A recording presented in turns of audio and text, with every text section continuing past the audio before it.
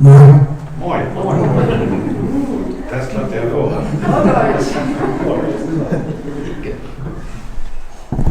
Queria começar dizendo que é um privilégio muito grande estar aqui de novo para compartilhar a palavra do Senhor. Ja, ich möchte schon im Voraus wieder sagen, das ist für mich eine Ehre, dass ich hier das Wort Gottes mit euch teilen darf. Pelo simples fato que hoje não é simplesmente mais um dia. Und heute ist nicht nur noch ein Tag. Hoje é o dia que o Senhor preparou para nós estarmos aqui reunidos. Dieser Tag hat Gott schon geplant, damit wir hier versammelt sein können. E se nós estamos aqui hoje, a despeito de todas as situações, as dificuldades, Und wenn wir heute hier sind, auch mit allen Umständen und Schwierigkeiten, é porque o Senhor preparou esse tempo para nós ist, weil Gott diese Zeit auch vorbereitet hat für uns. e porque cada um de nós não é simplesmente uma obra do acaso ou uma combinação de fatores, Und es ist nicht, dass wir nur als Zufall hier sind oder ja, dass viele Faktoren zusammen das vollbringen. cada um de nós é um plano perfeito de Deus. Jeder einzelne von uns ist ein perfekter Plan Gottes. E Deus, desde o princípio até o final, para a criação, já estipulou tudo e cada um de nós faz parte disso. Und von Anfang an der Schöpfung Gottes hat Gott das schon alles geplant und jeder ist ein Teil von diesem Plan. Eu queria começar orando para agradecer esse momento. Ich möchte noch beten vorher. Obrigado, Senhor, por esse tempo aqui, Pai, pela oportunidade de estarmos juntos. Vater, ich danke für diese Zeit hier, die Gelegenheit, dass wir hier zusammen sein können. Obrigado, Senhor, pela Tua palavra que será compartilhada hoje aqui. Danke für dein Wort, das ich teilen darf. Em nome de Jesus, que eu consiga transmitir a mensagem que o Senhor colocou no meu coração, Pai. Im Namen Jesus bitte ich, dass du mich hilfst, dass ich das richtig weitergeben kann. E que a palavra encontre aqui, Pai, corações abertos para Te escutar, Senhor. Und dass unsere Herzen offen sind für dein Wort. Obrigado, Senhor, por cada oportunidade que o Senhor tem nos dado, Pai, aqui neste lugar. Danke für jede Gelegenheit, die wir haben hier in diesem Ort. Obrigado, Senhor, por fazermos parte do Teu plano perfeito. Danke, Vater, dass wir auch hier Teil von deinem wunderbaren Plan sind. Em nome de Jesus, amém. Im Namen Jesus. Amen. Bom, a mensagem que o Senhor compartilhou comigo essa semana, esse tempo, para estar aqui hoje com vocês. Also das Wort, was Gott auf mein Herzen gelegt hat für heute, das ich heute mit euch teilen darf. É um tema um pouco, talvez complicado na língua portuguesa pelo peso das palavras. Also auf Portugiesisch, in meiner Sprache ist es ein bisschen, legt einen schweren Gewicht auf diese Worte. O tema é sobre submissão e autoridade. Das Thema heißt Unterordnung und Autorität oder Führung. Esses dois conceitos, eles parecem ser um pouco distintos, né, entre si.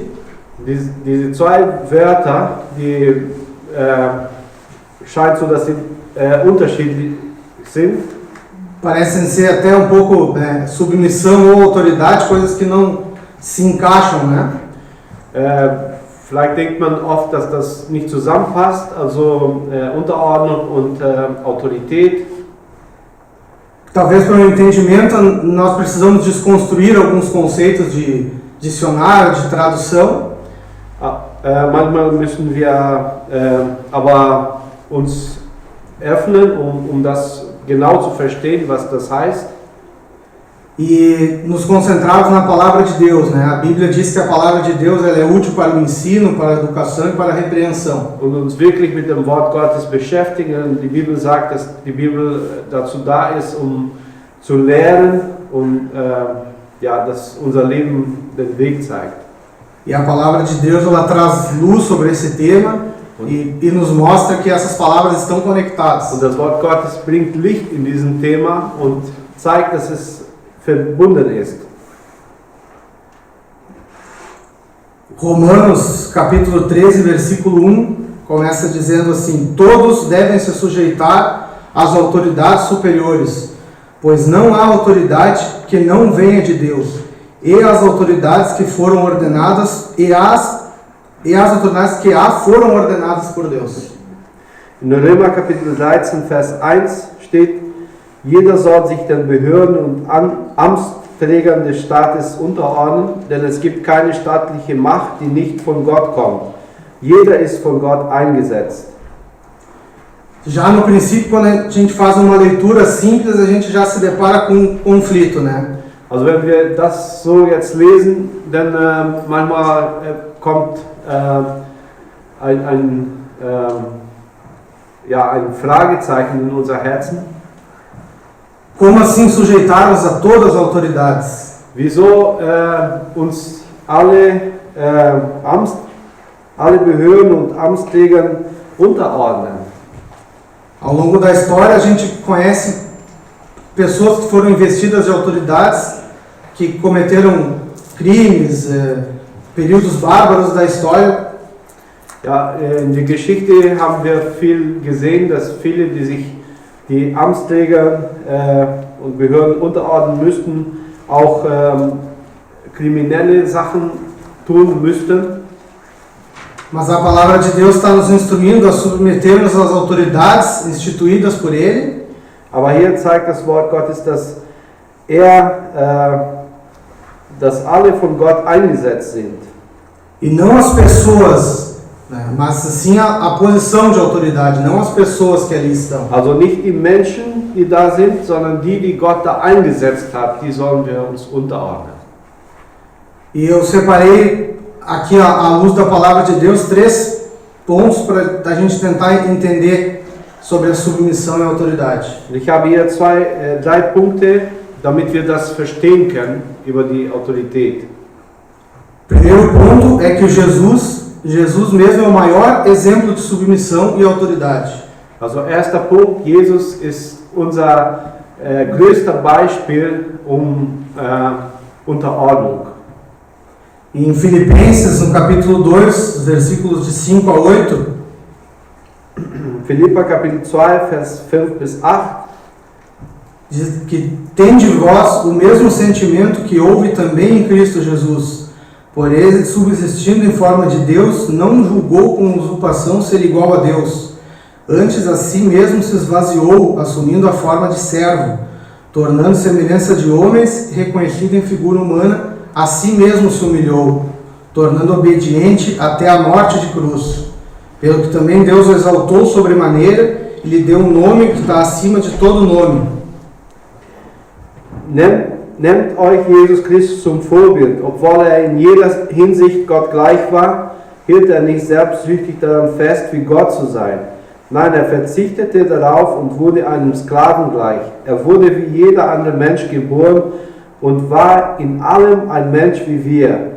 Erniedrigte sich selbst noch tiefer und war Gott gehorsam bis zum Tod, ja, bis zum schädlichen Tod am Kreuz. Aqui a gente pode ver um exemplo muito grande de submissão, onde Jesus foi submisso, obediente até a morte. Also hier sehen wir, dass Jesus sich unterordnet hat. Ein großer Beispiel, hat sich bis zum Tod unterordnet. E ao mesmo tempo a gente já percebe um princípio, né, bíblico. Ele se submeteu e foi exaltado. Und hier sehen wir auch ein biblisches Prinzip. Also hat sich unterordnet und wurde auch hoch erachtet. Also uma passagem de Mateus no capítulo 26, no versículo 39.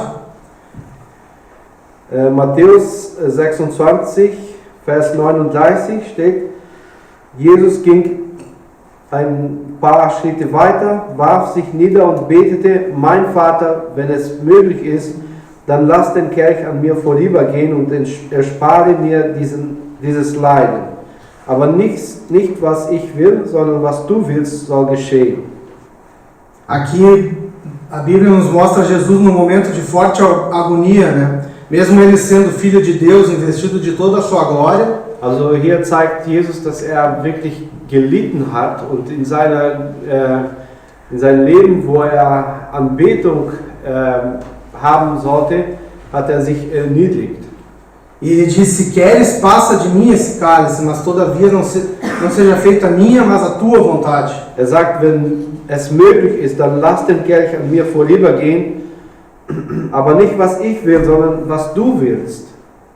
Essa expressão tomar o cálice, né, aqui ela está simbolizando que ao tomar o cálice, Jesus teria que suportar toda e qualquer experiência, seja ela boa ou ruim. Né? Also den Kelch zu nehmen, das heißt, alle Erfahrungen zu machen, die schlechte und die gute Erfahrungen zu machen. E ele submeteu totalmente à vontade de Deus, colocando que não fosse feita a vontade dele, mas sim a do Pai. Und hat sich total unterordnet an Gott, sein Vater. Nicht mein Wille soll geschehen, sondern dein Wille soll geschehen. Então essas passagens nos mostram como Jesus foi submisso e como a submissão dele o colocou em um lugar de autoridade. Also hier zeigt, dass Jesus sich unterordnet hat und das hat ihm, also mein Vater, also er wurde geehrt dadurch. Ele se submeteu completamente, foi exaltado sobremaneira. Er hat sich total unterordnet und wurde total geehrt. E é importante entendermos que toda a autoridade que foi dada a Jesus também foi nos concedida através do seu sacrifício. Und alle Autorität, was Jesus bekommen hat, die wurde uns auch übertragen. Então é importante começar a entender o princípio da submissão para gerar autoridade, para ser possível exercer a autoridade. Also diese Macht zu bekommen, müssen wir uns auch so unterordnen. Dieses Prinzip müssen wir kennenlernen. João capítulo 17, versículos de 2 a 3. Johannes Kapitel 17, Vers 2 bis 3. Du hast ihm ja Macht über die Menschen gegeben, damit er allen das ewige Leben schenkt, die du ihm anvertraut hast, und genau darin besteht das ewige Leben. Dich, den einen wahren Gott, zu erkennen und Jesus Christus, den du gesandt hast. Aqui diz que foi dado ao Filho autoridade sobre todos os seres humanos. Also hier heißt es, dass Jesus alle Macht bekommen hat über alle Menschen. E Jesus recebeu essa autoridade para nos dar a todos nós a vida eterna. Und Jesus hat diese Macht bekommen, damit wir alle das ewige Leben bekommen. Então, quando Jesus veio ao mundo, ele tinha essa missão muito clara de ser submisso para receber esse poder e passar a todos nós. Also als Jesus auf die Erde kam, hat er diesen ganz klaren Auftrag bekommen. Er sollte sich total unterordnen, um auch uns die Macht weiterzugeben. Na passagem de Mateus 28, versículos 18 a 20, a gente pode perceber essa autoridade que foi nos passada. In Matthäus Kapitel 28, Vers 18 bis 20 steht, da ging Jesus auf seine Jünger zu und sprach, ich habe von Gott alle Macht im Himmel und auf der Erde erhalten, deshalb geht hinaus in die ganze Welt und ruft alle Menschen dazu auf, meine Jünger zu werden, tauft sie auf den Namen des Vaters, des Sohnes und des Heiligen Geistes, lehrt sie alles zu befolgen, was ich euch aufgetragen habe. Ihr dürft sicher sein, ich bin immer bei euch, bis das Ende dieser Welt gekommen ist. Que Jesus começa dizendo que Deus lhe deu toda a autoridade no céu e na terra. Also hier zeigt, dass Jesus alle Macht bekommen hat im Himmel und auf Erden. E depois ele nos ordena, portanto vão a todos os povos e façam. Und er gibt uns diesen Auftrag, geht und macht zu Jüngern. Jesus está nos passando essa autoridade que foi concedida. Und diese Macht haben wir bekommen von Jesus. A fazer o quê? A fazer seguidores em nome do Pai, do Filho, e ensinando-os também a obedecer e a ser submisso a Ele. Nachfolger zu erreichen, zeigen, also den Weg Gottes zu zeigen und De ser submisso a Ele. Und dass wir uns ihm auch unterordnen. E deixando no fim a mensagem clara que Ele estaria conosco até o fim dos tempos. Und am Ende sagt er, dass er mit uns ist, bis am Ende der Welt. O segundo ponto que a Bíblia coloca luz sobre esse tema da submissão. Und der zweite Punkt ist, que a Bíblia esclarece, né, sobre submissão, dass Jesus uns erklärt über Unterordnung. é como nós devemos ser submissos e exercermos a autoridade.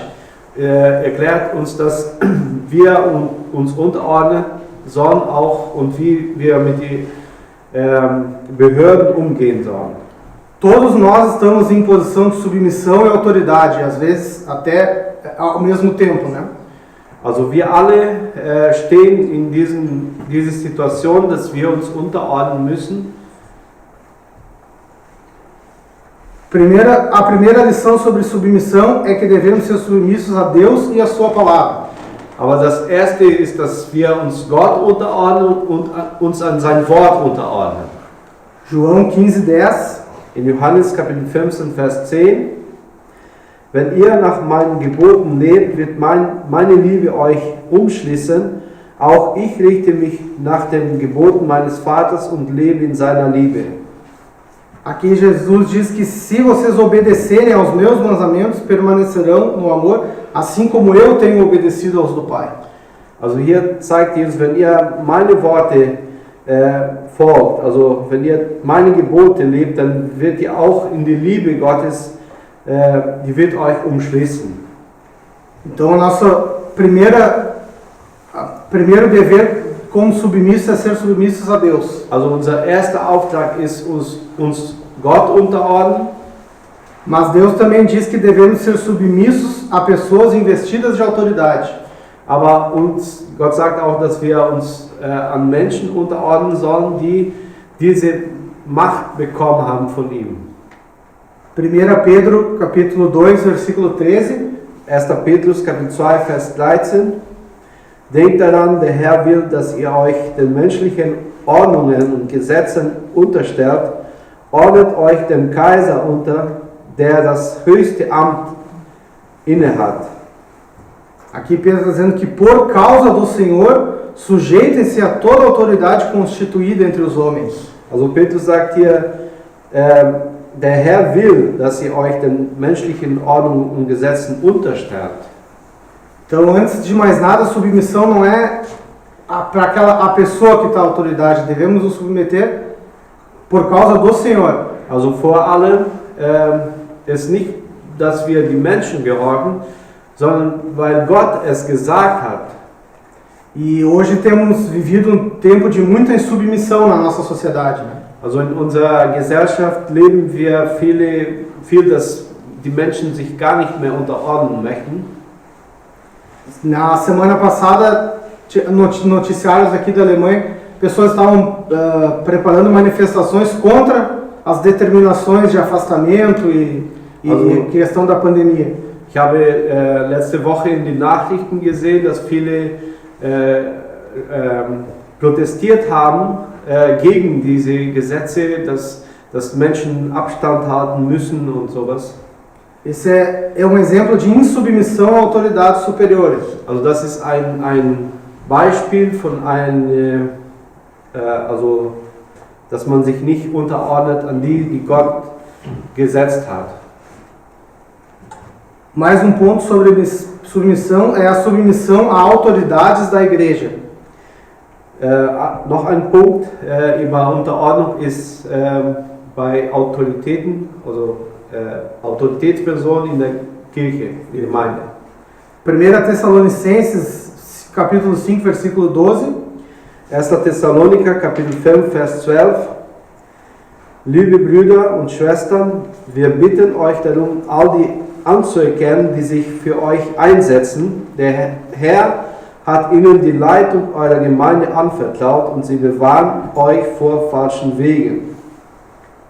Aqui ele está alertando aos irmãos que sejam submissos e obedientes às pessoas que Deus instituiu para o liderarem no Senhor. Also hier zeigt dass wir uns an die unterordnen sollen, die Gott da hingestellt hat, die Menschen zu leiten. Foi o próprio Deus que separou pessoas para o ministério, pastores, mestres, evangelistas. Also Gott selbst hat die Menschen auserwählt, Pastoren, Gemeindeleiter, Evangelisten. E nós como igrejas devemos estar obedientes e submissos a essas pessoas. Und wir als Gemeinde sollen uns da auch unterordnen. A Bíblia também fala sobre a submissão a autoridades do lar. Die Bibel spricht auch über Unterordnung in der Familie. Esse aspecto talvez seja um dos mais controversos na nossa sociedade. Né? Also dieser Aspekt kann sehr viel Aufregung bringen in unserer Gesellschaft. Efésios no capítulo 5, no versículo 22.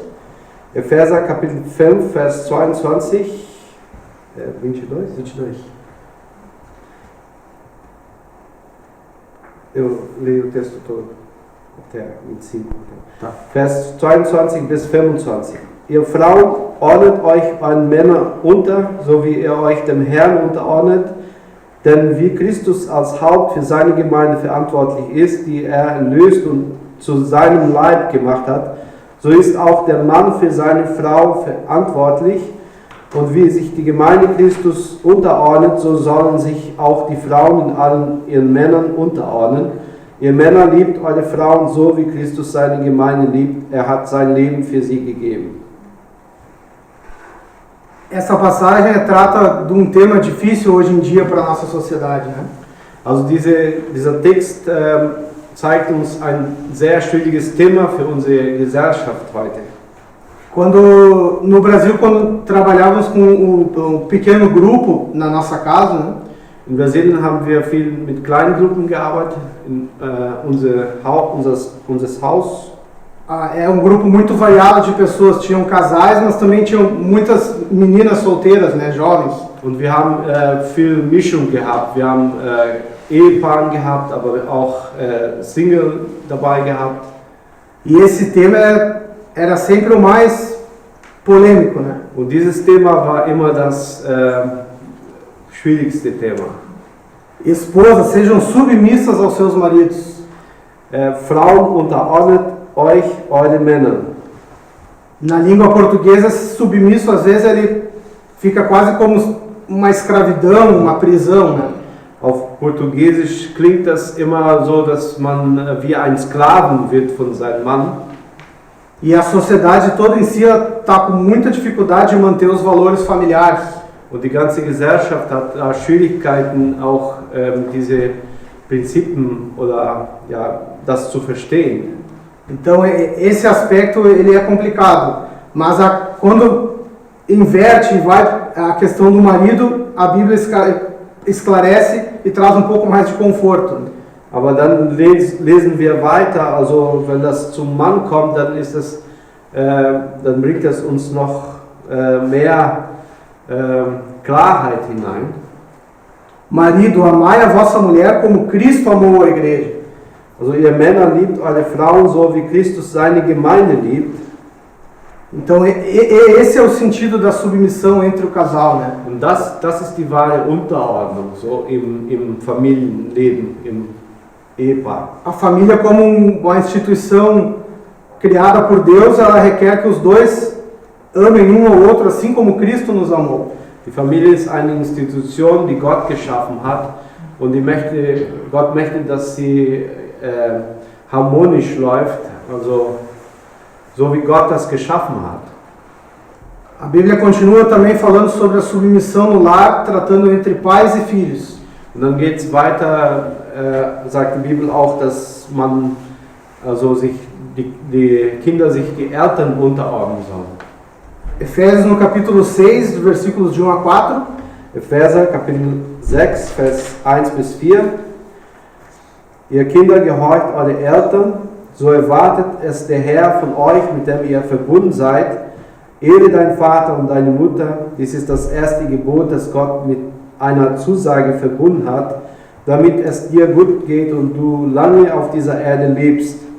Ihr Väter, behandelt eure Kinder nicht ungerecht, sonst fordert ihr nur ihren Sohn heraus. Eure Erziehung soll sie vielmehr in Wort und Tat zu Gott, dem Herrn, hinführen. Aqui tem uma passagem muito importante da Bíblia, que ela trata de um princípio associado a uma promessa. Also hier ist etwas sehr wichtig in der Bibel. Es gibt ein Prinzip und es gibt auch eine Verheißung. A orientação de sermos submissos aos nossos pais, com a promessa que serão prolongados os nossos dias na terra. Also das Prinzip ist, unterordnet euch eure Eltern, also damit ihr lange leben könnt. Então aqui também coloca a submissão como um privilégio cristão, não só como uma obrigação, como um peso.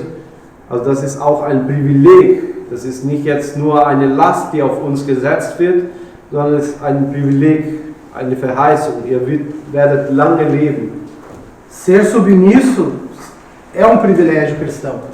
Also Unterordnen ist auch ein Privileg, den wir haben von Gott.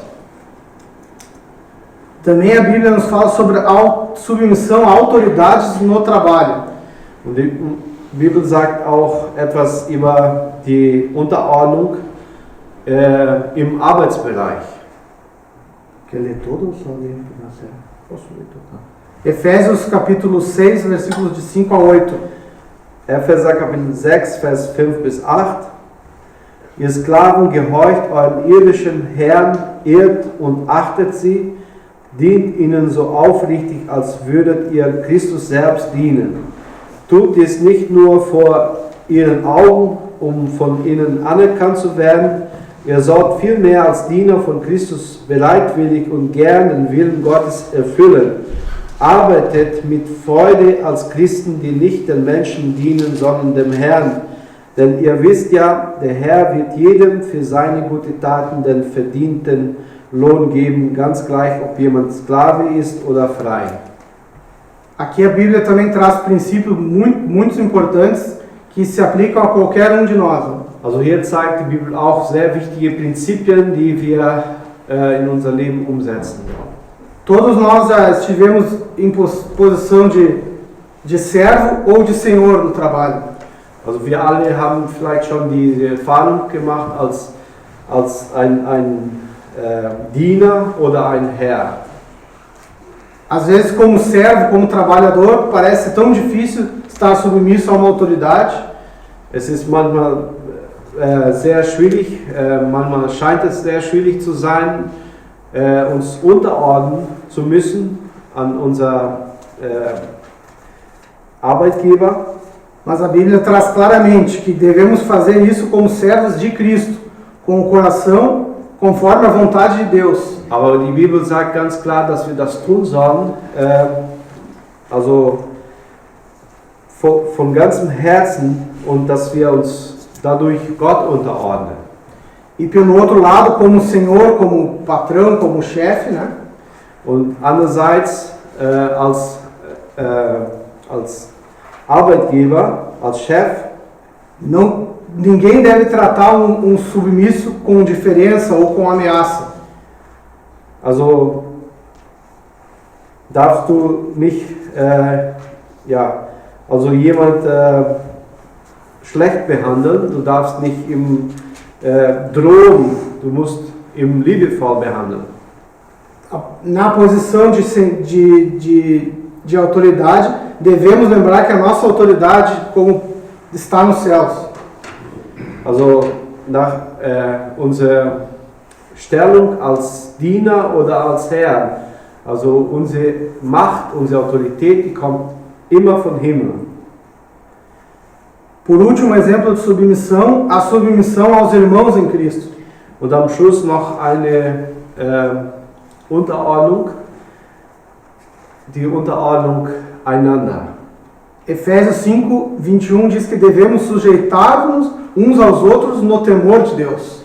Epheser Kapitel 5, Vers 21, ordnet euch einander unter, tut es auch Ehrfurcht vor Christus. Essa submissão ela é muito importante no corpo de Cristo, na igreja. Also diese Unterordnung ist sehr wichtig in Gottes Leib.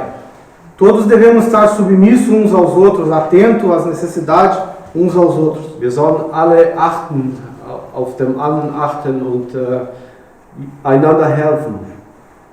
Atentos, não ser submissos só a autoridades da igreja, mas todo o corpo de Cristo.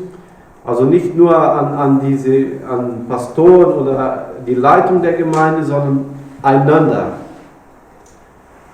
E o terceiro ponto, depois de todas as submissões, às vezes soarem como obrigações, né? Also der dritte Punkt, also alle Unterordnung, alles was wir gehört haben, es klingt so, dass wir eine Pflicht da haben. Devemos entender que a submissão é lugar de segurança para nós. Aber wir müssen verstehen, dass die Unterordnung, die wir praktizieren, auch eine Sicherheit bringt für uns selbst. A submissão não significa uma posição de inferioridade. Also das heißt nicht, dass wir weniger wert sind als der andere. Não significa simplesmente concordar e obedecer a tudo. Es heißt nicht, dass wir alles blind glauben und vertrauen sollen. Ela é uma atitude do coração que demonstra respeito e consideração. Es ist eine Haltung, die wir haben, die Respekt bringt und aufeinander achtet.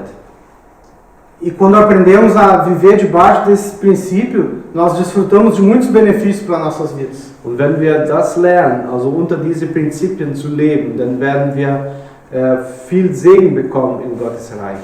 A própria Bíblia diz que permaneceremos no amor de Cristo, prolongaremos os dias de nossas vidas. Und die Bibel selbst sagt, dass wir in der Liebe leben werden, also wir werden auch ein langes Leben haben.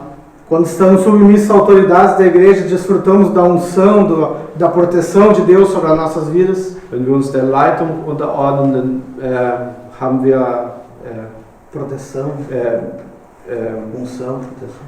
Bekommen wir auch Salbung von Gott, wir werden bewahrt von Gott. Hebreus no capítulo 13, no versículo 7. Hebräer Kapitel 13, Vers 7. Denkt an die Leiter eurer Gemeinde, die euch Gottes Botschaft weitersagten. Vergesst nicht, wie sie Gott bis zu ihrem Lebensende die Treue gehalten haben. Nehmt euch ihren Glauben zum Vorbild. Aqui diz claramente para lembrarmos, espelharmos nos líderes que nos transmitem a palavra de Deus. Also wir sollen, hier steht ganz klar, wir sollen uns die zum Vorbild nehmen, die Gott als unser Leiter gesetzt hat. Observarmos o bom resultado, o que Deus tem feito na vida deles. Und das zu schauen, was Gott in ihr Leben getan hat und imitarmos na fé. Und sie auch nachmachen. Então, esse contexto é que devemos nos colocar numa posição de submissão e nos sentirmos seguros. Also diese Texte zeigen, dass wir in eine Position kommen können, wo wir eine Sicherheit bekommen. Em todas as áreas da nossa vida, a submissão é lugar de segurança. Also die Unterordnung in alle Bereiche unseres Lebens ist ein Ort der Sicherheit.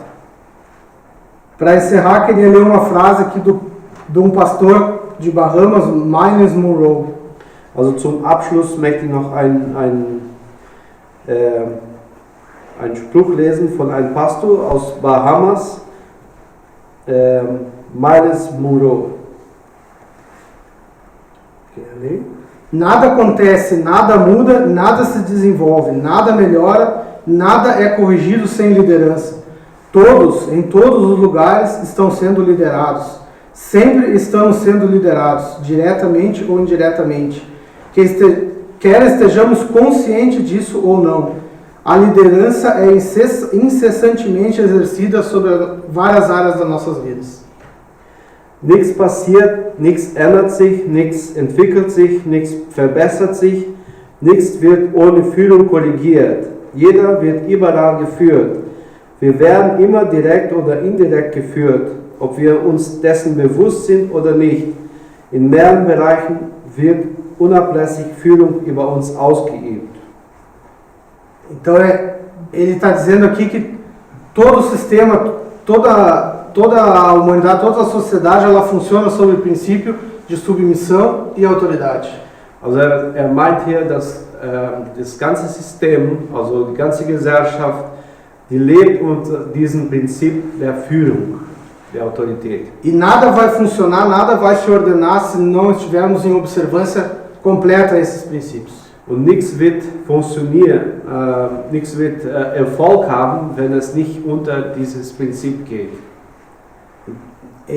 A mensagem que Deus quer transmitir a partir desses princípios Und dass die Botschaft, die Gott uns heute weitergeben, durch diese Prinzipien, que a observância da submissão traz segurança para nossas vidas. also dass wir, wenn wir das umsetzen, also die Unterordnung leben, dann wird das eine Sicherheit bringen in unser Leben. Queria orar para encerrar esse momento. Ich möchte noch zusammen beten, um abzuschließen.